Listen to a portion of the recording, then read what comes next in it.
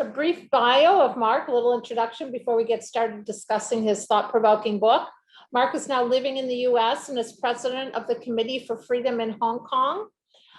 In Hong Kong, he most recently was executive director of the Asia Business Council and a former member of Next Digital, the company that published Apple Daily, a subject he discusses extensively in this book and which we will talk about tonight. Mark is editorial chair of the Asian Review of Books and had the distinction, I don't know if he was the only one, perhaps, of serving as editor-in-chief of both English language daily papers in Hong Kong, The Standard and the South China Morning Post. He also has a PhD in Hong Kong history from the University of Hong Kong. As Patty noted, I was president of the Foreign Correspondents Club in Hong Kong in 2019 and 2020. So I had a front row seat when the widespread anti-government protests occurred in Hong Kong, and also as the crackdown started in 2020, very swiftly with the imposition by the Chinese Communist Party of the national security law upon Hong Kong. I'd like to start there, Mark, by talking to you about that crackdown, as it's central to the theme in your book. In the book, you say that never in modern history have we seen a free, open, modern society essentially destroyed in a matter of months. A chapter in your book is even called The First Postmodern City to Die.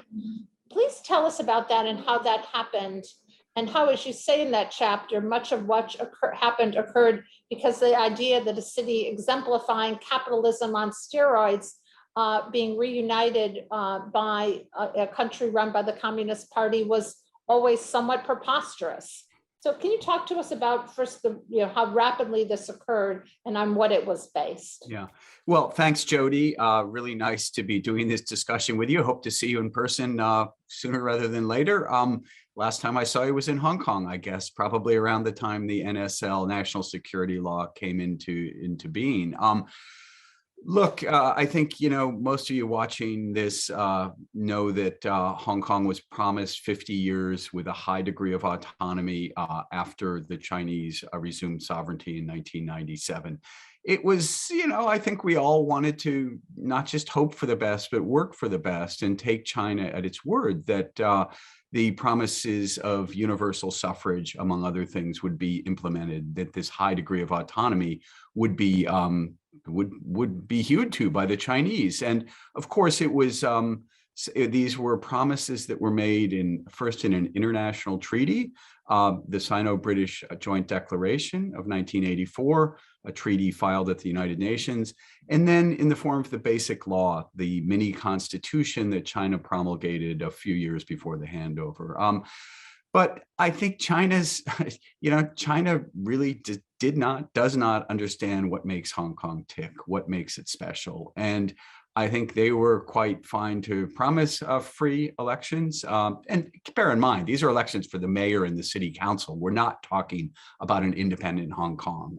It was really China that put that idea in people's heads because it was so overbearing. But I want to give the floor back to you a little bit, Jodi, but I think that after 20-something years, after the struggles, first of the 2003 protests of 500,000 people or so against the national, kind of earlier version of the national security law, then the umbrella movement, the Occupy Central movement of 2014, when the Central District was occupied for 79 days by protesters.